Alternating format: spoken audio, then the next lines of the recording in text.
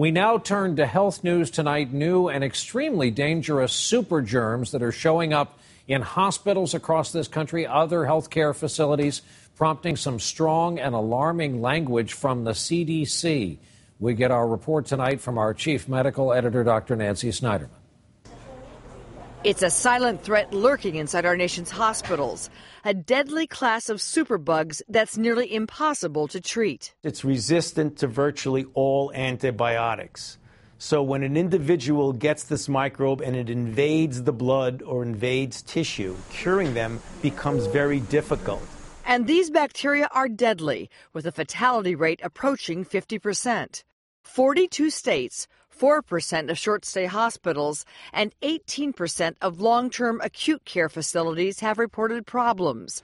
These outbreaks are called CRE infections because they're resistant to carbapenem, one of the most potent antibiotics available. So far, these outbreaks have been contained to hospitals and nursing homes, primarily infecting people with already compromised immune systems. The challenge is to keep these bacteria from reaching the general population.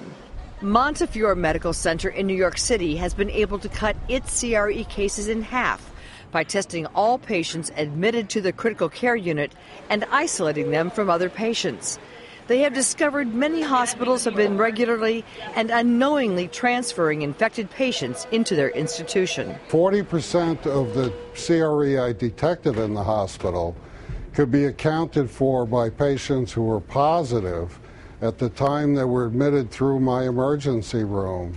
Perhaps most troubling is the potential for CRE-resistant bacteria to spread to patients with common ailments like diarrhea, urinary tract infections, and pneumonia, making those conditions untreatable with standard antibiotics. It's an extremely potentially dangerous problem, but we have a window of opportunity to contain it.